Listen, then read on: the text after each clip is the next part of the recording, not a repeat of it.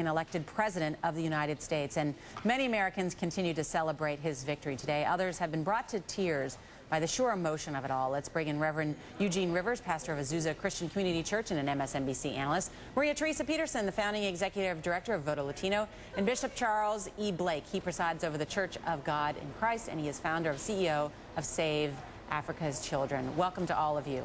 Thank you, Nora. Bishop, I want to start with you. It truly is extraordinary. This was, as we're calling it, a four-legged chair. I mean, he not only won a record amount of African-American votes, but Hispanic votes, young votes, and even college-educated whites. Your thoughts this day? My thoughts? Well, I think, number one, it is amazing the campaign that Mr. Obama ran, that he reached out to everybody. In no way did he indicate he would be the president of any particular interest group or any particular race. He just indicated he wanted to serve the people of the United States of America, and that's all we expect from him. African Americans don't expect him to cater to their needs or to their aspirations, but rather we just want him to serve the nation and give everybody an equal opportunity to find joy and happiness and success in this nation. Reverend, you and I were talking about this. How do young black children react to having a black president of the United States? The image of a black man who loves his wife and children, who has ascended to the pinnacle of power on the planet Earth, is having an immense impact on hundreds of millions, not millions, but hundreds of millions of young black children who woke up today as they received the news that a black man had been elected president. They are now viewing themselves differently because the message from America, which is the only country in which this story could be true, has sent the message that no matter race, color, creed, in fact, today, any young person that works hard can go as far as their ability and talent and industry will take them. And so, a couple of things being told. Number one, America is an extraordinary place because this is the only place in the world where this kind of thing can happen. Number one. Number two, this couldn't happen in Kenya, where his daddy was from. Number three, any black child around the world can view themselves differently because, number one, you see a black man loving a black wife who doesn't beat the kid and kick the dog, and who is a model and symbol of stability. I mean, Bishop Blake makes an additionally powerful point. I'll do this quickly. He says, listen, and all he's asking for is not an opportunity to help black people, just black people. He's saying, I want to be the leader of the entire country and bring the country together. And I think that's a very powerful message. And it's true, too. And this is not just for tonight and tomorrow. He's going to be in the White House, you know, for the next 4 years. We're going to see this man and his wife family. and kids. Right, frequently. And Maria, talk about, too, the Hispanic vote, because George W. Bush, the Republicans, had made huge gains with the Hispanic vote in 2004. That rolled back this time. Barack Obama won the Hispanic vote, and that's how he won the West, right? Exactly, by 66%, basically. And he won Florida by 55%, and Bush should have taken Florida by 56% among Latino voters. And I think what this says is that this vote for the Latino community was very personal. What folks don't realize is in the last 3 years, since the immigration debate has become so caustic, Latinos all of a sudden feel like they're assaulted. So they went to the polls and said, you know what, I'm Latino, but I'm proud to be American, and this is how my vote is going. This is a unique opportunity for the Democratic Party to basically bring everybody together and say, you know what, this is the party moving you forward. The Republican Party now has to really say, look, we need Latino voters in order to move, if we ever want to win the West or the South, for that matter. So interesting. I could talk to an hour for you guys. I hear you. Thank you for having us. Maria Teresa Petersen and Reverend Rivers and, of course, Bishop Blake. Thanks so much to all of you. What a delight. We appreciate it.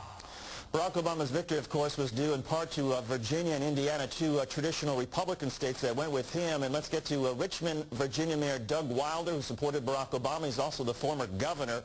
And Governor, first of all, your reaction to the results in Virginia last night?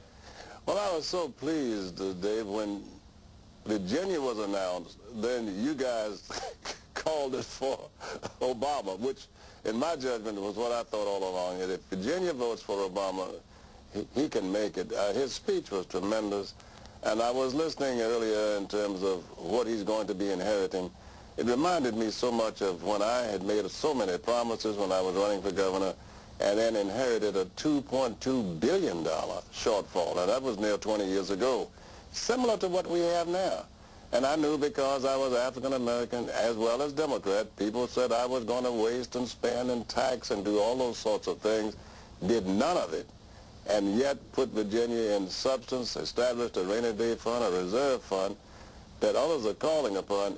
This couldn't be a better test of the mettle of Barack Obama. I'm not saying that I wish this upon him, but he can handle it. He'll be measured to it, and he'll do the job. I want to ask you about something that used to be referred to as the Bradley effect and then the Wilder effect when it involved you. I mean, Barack Obama actually ended up doing pretty close to what the polls suggested he would do in states like Virginia and Indiana and Pennsylvania. So fair to say that this sort of issue of sort of racism in the way it might play out in an electorate, that this nation, certainly in parts like Virginia, has moved beyond that. Well, I think two things. I think you're right in that assessment that it has moved, but polling is better. It's more accurate. The technology is improved upon significantly.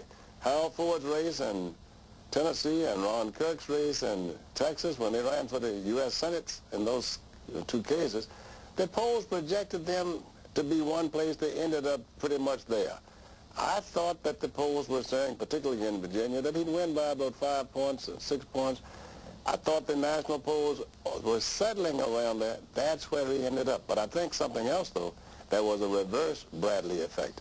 There were some Republicans and some independents who may have said they were not going to vote for him. They ended up, particularly in the suburbs, voting for him.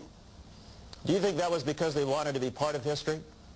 No, I think because in my case in 1989, there were a lot of Republican women in the suburbs that didn't trust my opponent's stand relative to abortion and Roe v. Wade. Many of them don't like John McCain's stand on that. Many of them will say, okay, my husband might vote for this guy. I'm not. I think to the extent that these are enlightened people and that they are Republicans sometimes by choice, nobody in Virginia wins with all one-party vote. You have to have crossover. You have to have independence. And in this instance, I thought you had significant crossover and independent votes. I'm so proud of Virginia, proud of America. This is a great day and a great time to be, again, the renewed leader of the free world.